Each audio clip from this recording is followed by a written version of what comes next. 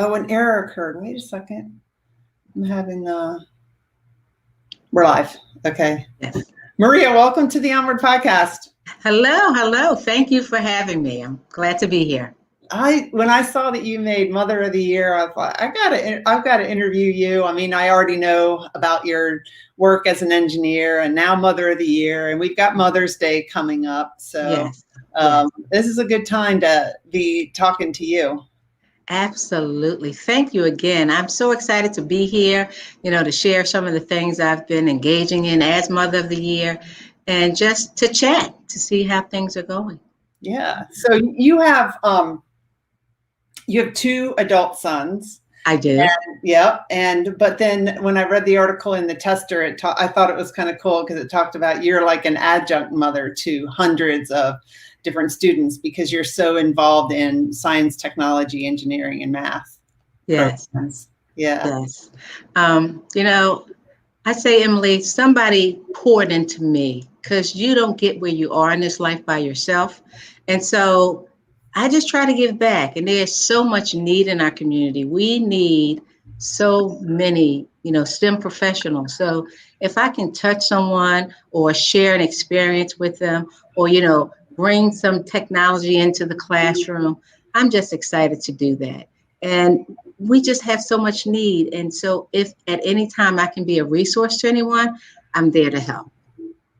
So you work at the Naval Air Systems Command, which is where, you work at a subcommand of that, the Naval Air Warfare Center Aircraft Division, right? Yes. But still for naval aviation, and you're Correct. An electrical engineer in support of naval aviation. And I used to work there. And so what you're saying about this, we need so many people, it's in the defense, in naval aviation, and you go out to the school systems and to schools, and you talk to, what age students do you talk to? I've talked to them as young as kindergarten all the way through college. So it has been, we have relationships, educational partnership agreements with people in the community, schools in the community, not only at the local school boards, but also with some of our local universities like Morgan State, Bowie State, University of Maryland, St. Mary's College. And we do that across the Navy is we try to connect with technologies in the communities and introduce them to the youth early so we can get them interested. And I found that being on that team has just been so rewarding. Yeah. I hear it echo, I'm not sure why.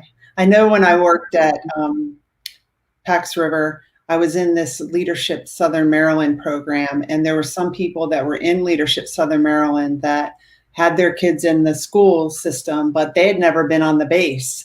Because they don't work for the Navy or with the Navy. So you can't just assume because the school is near the base that people, that the children know about what goes on the base. So that's why it's really important to have that outreach to let them know what's going on and how they could have a career right there.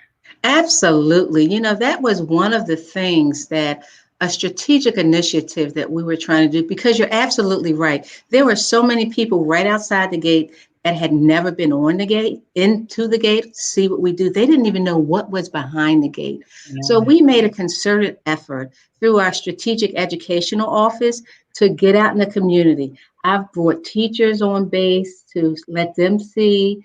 I've actually had myself and my staff in the classroom teaching engineering from a level that we could integrate into what they were learning in the class. I participate in science fairs, panel discussions, just different ways to engage our students. One of the other things that I do, I'm a member of the Dream Queens Association, and under that group, we have what's called the Gals Leads program. And so I teach young ladies 4 pillars of success, know yourself, how to overcome obstacles, think big, and take action. And so this is a mentoring program that we do not only in St. Mary's, but we do it in Charles County, and we're branching out to Calvert County soon. But it's a way to engage our youth and a one-on-one or a weekly meeting where we bring in people who can, talk about different careers or give the students a network or collaboration, offer opportunities. So that has been fantastic. And, meeting some of the needs of the community. Yeah. I know as a mom, as a parent of kids, they don't listen to me as much as they would to somebody like you or someone that comes into their school. And so it's good for children to hear about the opportunities from a lot of times from somebody other than the parent.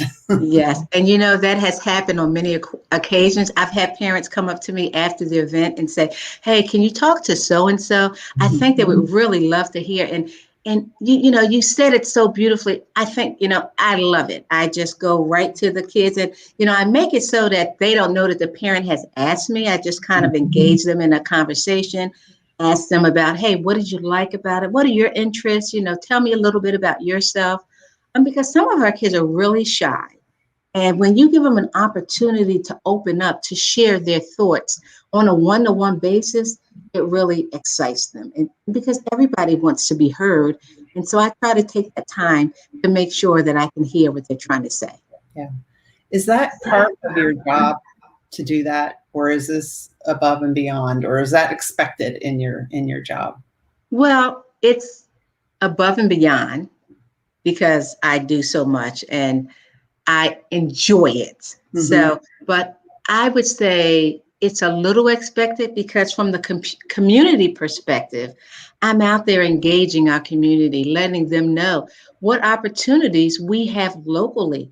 I mean, you can go to school, come and get an internship, and then after you finish and graduate, you can go ahead and come back and work with us. So that has been tremendous for the community.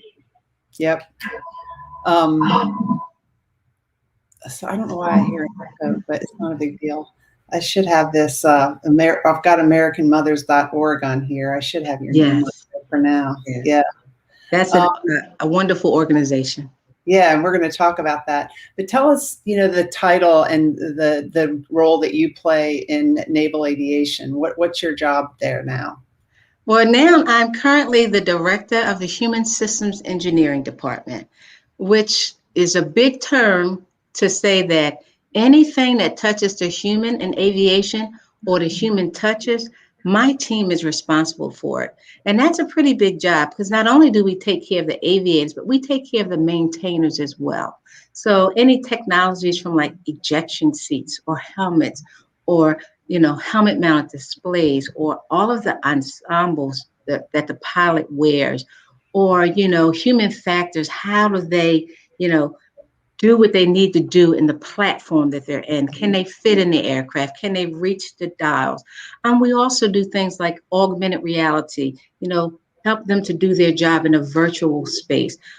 We're also looking into artificial intelligence. How can we use that technology to help our aviators be more, efficient and effective? So it is a tremendous role, and it is so exciting. Each day is different, and so I love what I do, and I love the team that works with me.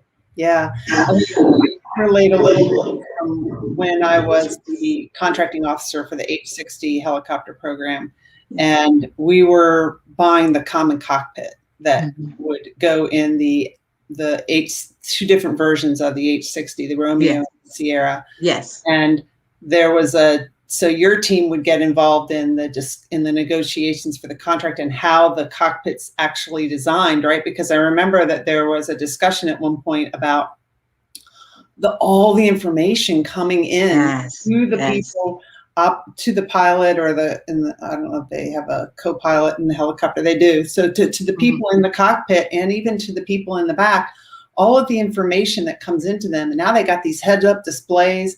Yes. I don't know how anyone flies a plane right now. Yes, it's the terminology we use is situational aware. Yeah. How can you make sure that the information that you require that is on your displays when you need it in a timely manner, and it's what you need? Because as you said, there's a lot of data coming in. And so our team does get heavily involved in that type of technology for our aviators. Yeah. So your degree is in electrical engineering, right? Yes. And when you first came into, have you worked at NAVAIR your whole career? No, I actually worked for NAVC on cruisers and destroyer type ships. Okay. I've worked at the Air Force on flight stabilities and controls and all of that. And then I came to NAVAIR because I figured I've done the sea side, I've done the plane side, so let's put them together. You know, the plane that sits on the ship. And so that's how I got to NAVAIR. Oh, that's awesome. So for your career, have you typically been like one of the only female electrical engineers? Depending on my role, I was definitely one of few. If there was an engineer, you know, they didn't look like me. And so, yeah, from that perspective, I was in my first jobs, I worked with a great group of guys, you know, and so former Navy, just really good at what they did. And, you know, as you go through your career, you meet a lot of different people. So I think that's key in a role like this, not that you're the only one, but building your network so you can collaborate and work across the technologies that you need to get your job done. Yeah. Have there been times when you felt like people weren't listening to you because you're a woman, or any times like that, or, you know, any challenges you've had to overcome? Well, yeah, you know, when you first start out, and, you know, to some of the folks I worked with, I was relatively young. Mm-hmm. And, you know, so that would be strike one. You know, what do you know about anything? Then second, they would say, are you really an engineer? You know, you get those questions like, yes. And then they want to challenge your credentials. Like, where did you go to school? And, you know, I would say, I went to Drexel University, blah, blah, blah. I had co-ops. And so, yes, at the beginning, as you're building your reputation, you know, you sometimes have to inform people of what your background is and what experience you have. So, you know, I didn't take that as, you know, a negative. I just took it as, okay, let me inform you why you can depend on me, why I have the skills and the capabilities to do what you need to be done. And I always remember early in my career, I was working on a project. And, you know, working with the program manager, you know, they needed a platform to test this technology on. Now, without knowing anything about me, that program manager said, you will never be able to get me a platform to do this testing. And at that time, I was like, wow, you don't even know where I came from. And it just so happened that the platform they needed, I had just left a job where that was one of my platforms. So I knew the entire team, and I actually got them to give it to us on a loaner. So there was no exchange of, you know, financing, but we were able to not only get the platform, but I was able to get them to give us the technology while ours was still being developed to get some initial data points as to what we needed to do.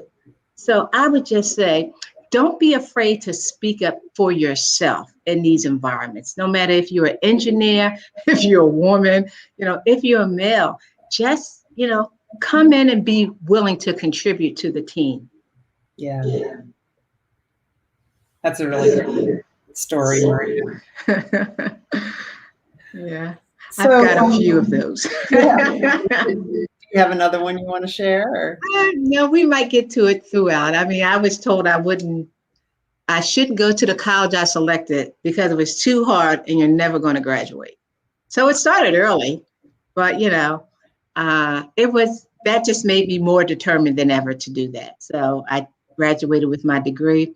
And for many years, I looked for this individual to tell them, hey, you know, I did graduate. And do you know that I was in a conference one year, many years later, and I saw that individual. He was in a booth in the conference, and I went up and told him about the experience. Now, he indicated he didn't remember the conversation. So I politely informed him of it. And I let him know, hey, I did get that degree that you didn't think I was capable of getting. So, you know, that's always a good thing when you can have the opportunity to tell someone that you impacted my life in a way that propelled me to do something good for myself. That's awesome. Yes. So, you wanted to talk about dream big and take action is something that you encourage these students to do. And Yes. You're a mentor, I know, at NAVAIR, where you work. They're really Yes. big on mentoring. Yes. So what do you mean when you say dream big and take action? Well, for some of our youth, they don't know what's outside of their sphere. Some folks, especially in the local community, they don't always leave the county. And so being able to introduce opportunities to them and let them know it's possible. I mean, I grew up in North Philadelphia.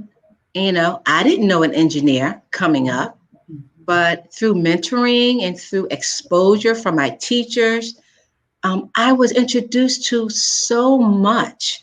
And so that's what I try to do with our youth, expose them to possibilities.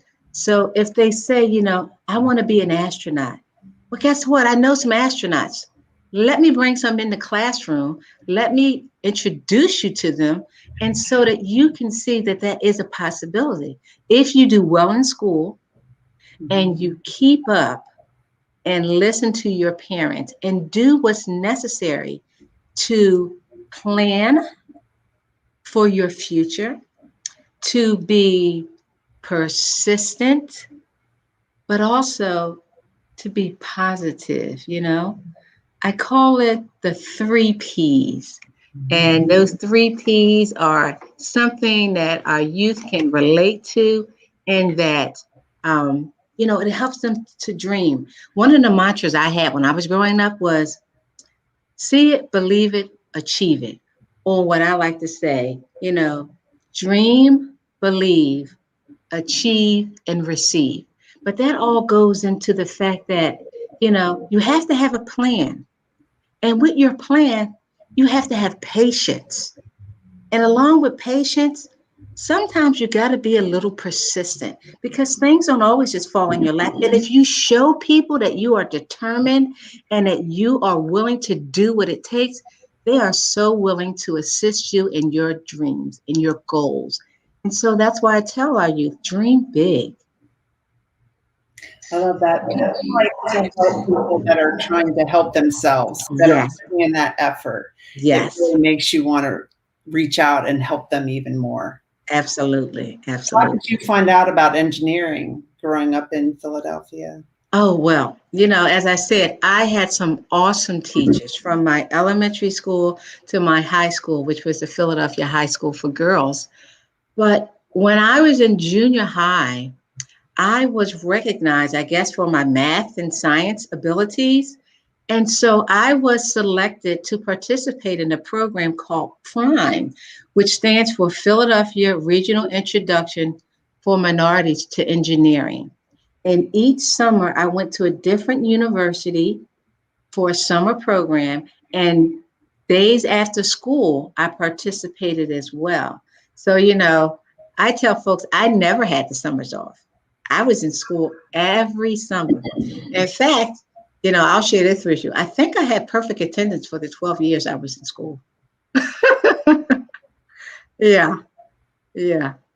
Did you have any brothers and sisters? I did. I had 8 brothers and sisters. I'm the youngest girl of the bunch, and I had brothers beneath me. And I was one of the first to go to college and get a degree in engineering. And then my brothers followed me, and they went to school as well and got degrees in engineering and accounting and things like that. So, yes.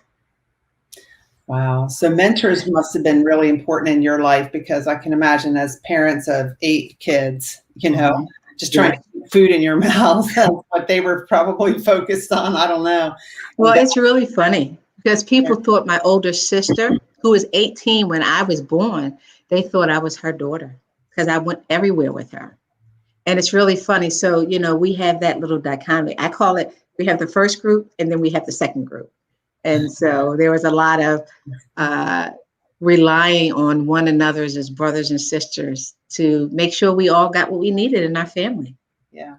Thanks, Leslie. Yes. How are you doing? Yes. Hi, how are you? Yeah, Leslie works with you. You work with Leslie at NAVAIR, right? Yes. So Yes. senior She's executive. awesome. Mm-hmm. Yes, definitely. She's out in the community a lot too, talking. Yes. Some of the activities that I get involved in, like stimming and, reaching out in the community, Ms. Taylor has been the one who's helped me to engage those organizations. So kudos to her for her leadership and her ability to see opportunities in the community and ways that we can connect. Yeah, that's awesome. So you also play chess. Yes. Why do you like chess, and how does that, do you also involve children when you play chess and teach them? Absolutely. My husband was a chess advocate. He had been playing chess since he was 8 years old. And he used to play on the school bus and whatever. And so when I met him, of course, he taught me how to play. And it is just such a game that really works the mind. And so he's always wanted to give back to the community through chess. So we opened the Waldorf Chess Club, and we teach kids as young as 5 how to play the game of chess. And we teach them things like confidence, strategic planning, how to, ask for what you want, how to communicate with your teachers. And, some of the parents have seen a marked difference in the kids' education. And that's really what excites us. Not only do we teach the kids about chess, we teach them UFCF, United States Chess Federation chess, which teaches students how to read chess and how to write chess. And being a part of that organization and a part of our group, you can actually compete for scholarships to local colleges or many colleges. So, we have we have quite a few of the top players in Charles County, actually in the Tri-County area. And so it's been a wonderful activity, not only for the children, but for families. So we not only teach children, we teach families, and we have what's called the Waldorf Chess Club Queens, where I teach mothers, because I had so many mothers come up to me who said, my child knows how to play chess now, and I can't help them. So we put this program together so we could teach moms how to play chess so they could, play with their students. So that's been interesting as well. Well, that's great. Bonding opportunity for families. Yes. I'm all about the family. I mean, just recently I put on a STEM event for a local school, not just for the students, but for the families. And I did that through our Strategic Education Outreach Office. So I did a program, one of my signature programs, I call it, What Does It Take to Be an Engineer, or What Is It Like to Be an Engineer? And I used an airplane as the basis. So I asked students, how many engineers do you think it takes to build an aircraft? And what types of engineers do you think it takes? And then we give them airplanes to build as a family, and then we have a fly off. And since we did this virtual this year, it was easier for the families to get engaged and, do that. So that was really, really exciting this year. Oh, that's awesome. Yes. Take time to do all of this. I always say, you find time for things that's important to you. And since those things are, things that I'm interested in, and it helps me give back to the community, I just try really hard to plan things out. That's been something that I've done since I was a young girl, because growing up, being the first one that went to college, my family didn't have money to send me to college. So I had to plan all the way through. Once I decided that I wanted to be an engineer, I had to put together a strategy of how I could make this happen. And I think that's when my planning began. Actually, I think it began earlier than that. But it helped me to identify, obstacles, how to overcome them, who I needed to reach out to, what type of plan I had to put in place. And, that's all a part of being successful. And if I can share that with, our youth, I just think it's helps them to succeed in whatever they put their mind to. Yeah. So you're the Maryland Mother of the Year for 2021, right? Yes, yes. So, and it's through AmericanMothers.org, Yes. correct? Yes. Tell us about that. What does it entail being Mother of the Year? And you know, when you just first found out that you got that, like, I think you've had a ton of speaking opportunities since then. So what's your life been like? Absolutely. Well, you know, I was totally surprised and excited. You know, competition is always fierce, but I'm a fierce player. And so I was just totally excited, number one. And to be able to be advocates for families and moms in our community, it's something that I do and I love it. So it just gives me that opportunity to continue to do more of that. And I also have an opportunity to meet our Washington, D.C. Mother of the Year and our Virginia Mother of the Year. And I'm hopeful that we can do some collaborations together and be able to, you know, reach out and do something for our community. And so I'm looking forward to that. In fact, I'll be sitting down having a conversation with them a little later in the month. So what's the criteria for becoming Mother of the Year? Well, I think it's a lot to do with your community involvement. What have you done to raise your family differently? How have you raised them? As you said, I have 2 boys, and, you know, I tried to raise them with lots of love, opportunities, and giving them a chance to do things that I knew they had the capability to do. So, you know, being a mother, doing outreach, you know, we just have some fantastic women out there doing wonderful things in the community. And so this organization really puts a spotlight on them and in a good way. We also reach out to our young folks. We have what's called the Golden Rule. And so, you know, we have a Golden Rule contest where a local student across the country will write an essay about their mom, and they have an opportunity to win and come on. We just actually had the 86th convention this past May 1st, because, you know, May is Mother's Day. So when else would the opportunity be? In fact, to apply for Mother of the Year, it opens up May 15th. So you get nominated and recommended and answer all the questions right, I guess. Well, I think you have to do more than answer the questions. Right?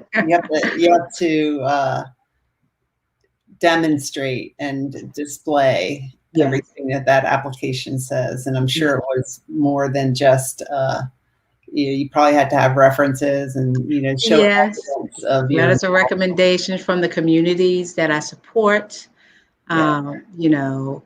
Resume of things that I've done, what organizations do I support. You know, I went from the angle of STEM because that's really important to me. So STEM and Chess and Dream Queens and, you know, all the different associations where I've had an opportunity to reach out to students, schools, and it was really a compilation of years of activities from being, you know, a part of my children's school as the president of the HSA and, you know, homeschool association. I know some schools call it PTA, but being able to support our teachers and our students. I would bring STEM into the classroom. I've had students down to our organization so they can get engaged and see what engineering is up close and personal.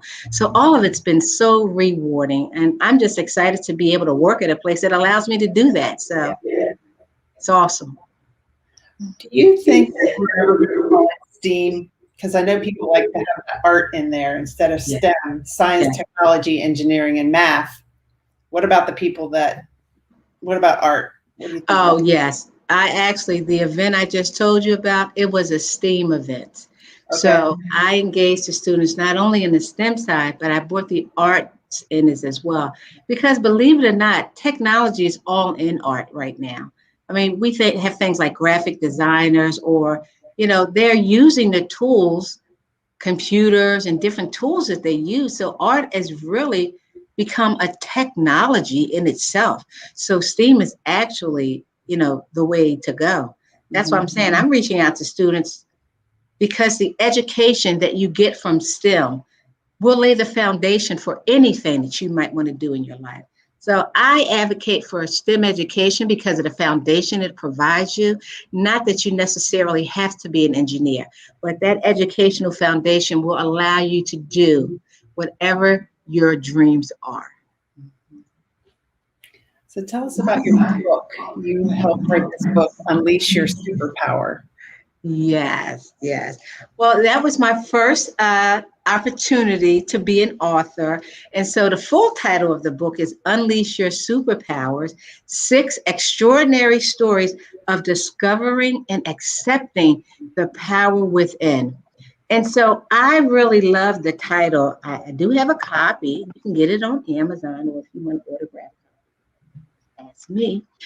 But it gave me an opportunity to share with folks the inner strength that I had to do what I've done over the years.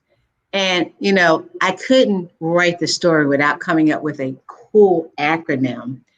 And so my acronym is PAID. And so, people think, well, what does that have to do with your inner strength?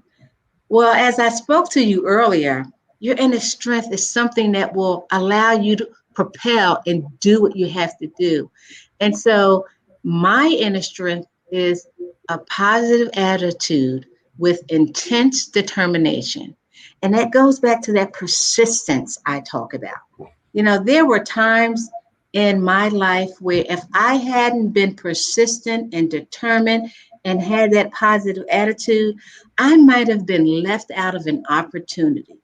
And so that to me was my initial and my beginning of seeing how I could develop my big dreams. And so I took that as my first step in believing in myself by knowing myself and being able to use a positive attitude and determination to get what I need to get in this world and to help people that I want to help as well. Yeah. What role did mentors play in your ability to achieve your dreams? Mentors and surrounding yourself with Yes. support. It played everything. As I said, I came from a large family, had lots of love and support, not only from my brothers and sisters, but my cousins and my aunts and my uncles. And my teachers were fantastic. I always go back to my elementary school that I used to go back and participate in career days there. But I had a teacher there. Her name was Miss Green, Emily Green. And students used to call her Mean Miss Green. But she wasn't mean. She was tough. And she expected so much of her students. And I was so excited to have this woman in my life. She showed us, she took a shine to me and a couple of other students, and she introduced us to things. She was the first one that took me to the Philadelphia Flower Show. That was a big deal. As we spoke earlier, getting out of your comfort zone, leaving your community and experiencing other things, teachers can bring that to you. And, she was a mentor for me for, of course, all the way through college. In fact, until her death, we were communicating. And I remember when I got my first job and I took her out and a couple other teachers who were really important mentors to me in my life. And in fact, she used to teach 4th grade, but she wanted to follow me and several other students through our elementary career. And so she changed from 4th grade to 5th grade to 6th grade. So she stayed with us the whole way through. And I just think that was a really impactful part of my educational journey. Her and the other teachers, they were phenomenal. I'm still in touch with my high school teachers, some of them. And so it's been tremendous. That's cool. I've interviewed a couple other people who in their interview talked about the importance of teachers in their lives. And one of those episodes is publishing on Monday. It's with a woman, Aisha Carroll, and she wrote a book called The Pressures of Becoming a Diamond, and just how she grew up with a mom who was a drug addict, and she didn't know her dad, and just, her childhood, and the role that teachers played in her going to college and stuff. Yes, like that. absolutely. Later in life, Emily, I found out the reason I was selected to go to Philadelphia High School for Girls, it was an elite academic school. I was actually taken out of my middle school, which was just, a normal middle school, but I was in, accelerated classes, but I was taken out of that school and put into Girls High. I was selected to go there. In many years, I found out that my teacher, Miss Green, and the cohort of those ladies helped to facilitate that. And I didn't know it till many years later. So this being National Teachers Week, I think it's only fitting to give recognition to the teachers. And I have had some fantastic teachers in my life. Wow. And, I know that you get feedback from some of the people that you've mentored and helped along the way. And even if you don't, what you've done. And it just feels good to help other people. Absolutely. Absolutely. But, as I spoke of just recently, and it's just such an amazing feeling that you get when somebody comes back to you. And I've had multiple students come back to me, which is amazing in itself that they remember me, to come back to me and thank me for, taking time with them, writing a letter of recommendation, or, helping them through the process. And I am just excited that they have seen their dreams come true, because they had that big dream and I was just a small part of helping that to occur. They did all the hard work. So it is just so heartwarming to just get that feedback, get a little note, get an email, or actually have them show up in my office. It's like, wow, I love it. But I don't do it for that, but it is just tremendous. No, I agree. There's been a few times I've been at a conference and run into a small business owner who reminded me of a conversation that we had, I don't know, 5-10 years ago, and how that impacted, not that I could get anyone to win a contract, but just how that impacted the steps that they took. And then they ended up winning a contract. And it's just feels so good to help other people out. Yes. And sometimes, you help people without even really realizing it. But I know that you're clearly making a huge difference in the world, Maria. And thank you. I don't do it by myself, Emily. People like yourself, people like, my team, the youth, the parents, I couldn't be a mentor if nobody wanted me. Yeah. And so I'm just excited that we have students who have interests, who have goals, who have dreams, who are looking for opportunities, because our country is going to need them.